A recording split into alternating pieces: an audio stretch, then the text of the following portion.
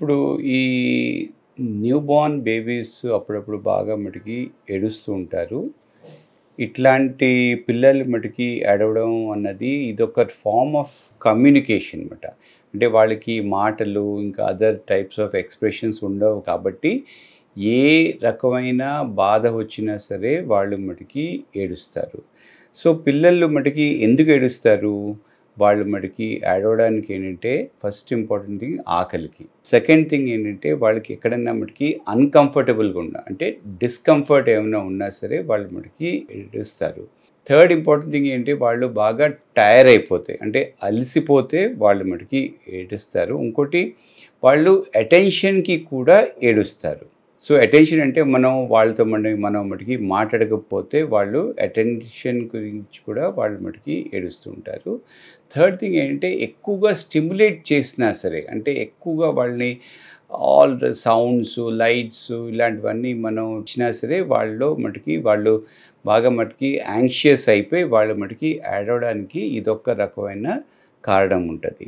So, ఇది మటుకి ఇంకోటి లాస్ట్ ఇంపార్టెంట్ థింగ్ అంటే ఒకటి మనం కాలిక్ పెయిన్ అంటామన్నమాట. సో, ఈ కాలిక్ పెయిన్ అంటే ఏంటంటే అంటే ఏదైనా స్టమక్‌లో కొద్దిగా అప్సెట్ అయ్యి వీళ్ళు అప్పుడప్పుడు ఒక 2-3 అవర్స్ కంటిన్యూస్‌గా ఏడుస్తూ ఉంటారన్నమాట. సో, ఇది అన్నది యూజువల్‌గా 1-3 మంత్స్ పిల్లల్లో మనం కామన్‌గా చూస్తూ ఉంటాము. అంటే డే అంతా మటుకి బాగానే ఉంటారు.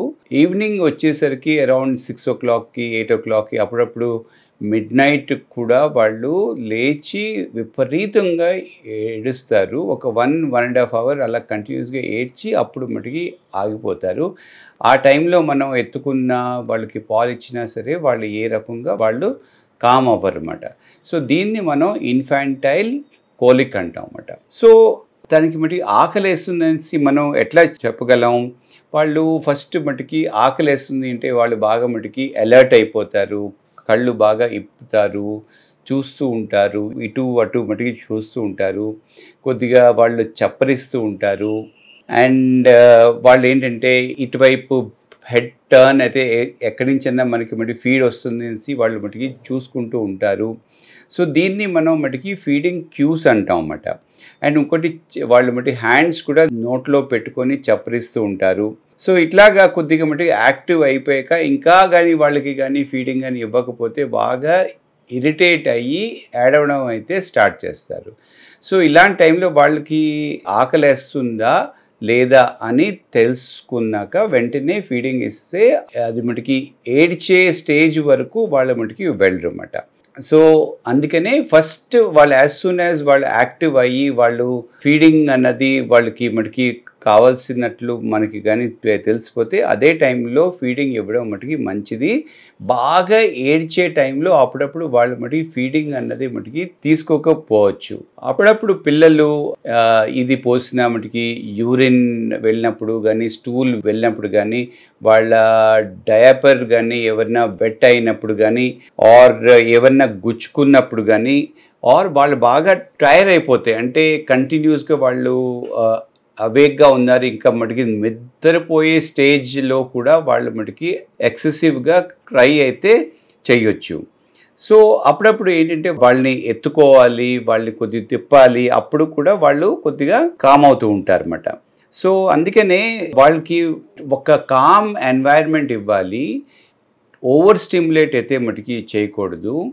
బాగా అంటే ప్రేమగా మనం చూసుకొని టైంకి వాళ్ళకి కానీ పాలిచ్చి ఎత్తుకొని మళ్ళీ పడుకోబెడితే వాళ్ళు స్లోగా వాళ్ళు కామ్ అయిపోతారన్నమాట. సో, క్రైయింగ్ అన్నది ఒక టైప్ ఆఫ్ కమ్యూనికేషన్ అన్నమాట.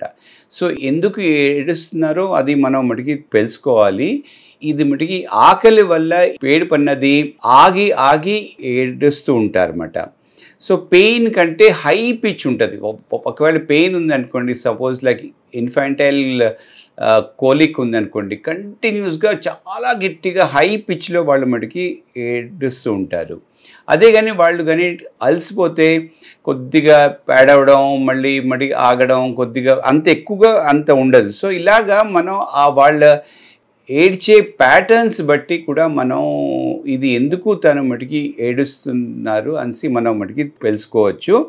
సో కంటిన్యూస్గా తను మటుకి ఏడుస్తూ ఉంటే అది మటుకి మంచిది కాదు. అంటే ఒకవేళ మనం పాలు ఇచ్చినా వాళ్ళని అంతా బాడీ అంతా మనం చెక్ చేసినా, ఒక రైట్ కైండ్ ఆఫ్ ఎన్వైర్న్మెంట్లో పెట్టినా, ఒక కామ్ ఎన్వైర్న్మెంట్లో పెట్టినా, వాళ్ళకి కంఫర్టబుల్ ఎన్వైర్న్మెంట్లో పెట్టినా సరే వాళ్ళు కానీ ఏడవడం స్టాప్ చేయకుండా ఒక 2-3 అవర్స్ కంటిన్యూస్గా ఏడుస్తుంటే తప్పకుండా మీరు ఒకసారి పీడియాట్రిషియన్ దగ్గరికి తీసుకొని వెళ్ళి అసలు ఏమన్నా మటుకి ప్రాబ్లం ఉందా, ఆర్ ఇట్ ఈస్ ఇన్ఫాంటైల్ కాలికా.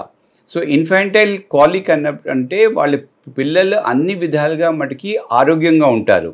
వాళ్ళు వెయిట్ గెయిన్ మటుకి బాగుంటుంది, డే మొత్తం మటుకి పాలు సరిగా మటుకి తీసుకుంటూ ఉంటారు.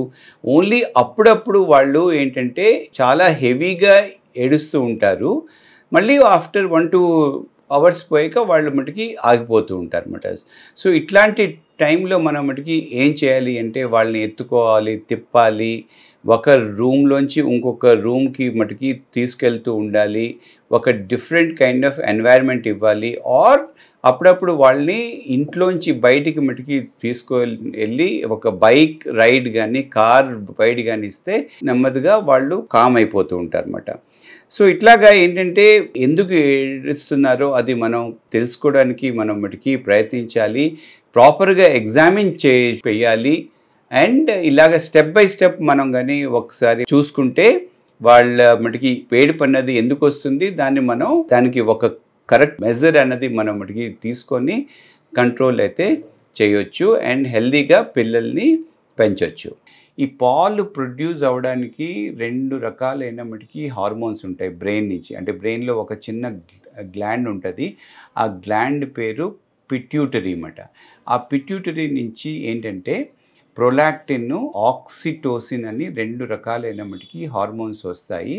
సో బేబీ బ్రెస్ట్ని సక్ చేసినప్పుడు ఈ 2 మటుకి హార్మోన్స్ వచ్చి ఆ బ్రెస్ట్ మీద యాక్ట్ చేసి బ్రెస్ట్ మిల్క్ ప్రొడ్యూస్ అవ్వడం, బ్రెస్ట్ మిల్క్ ఎజెక్ట్ అవ్వడం అన్నది అవుతుంది.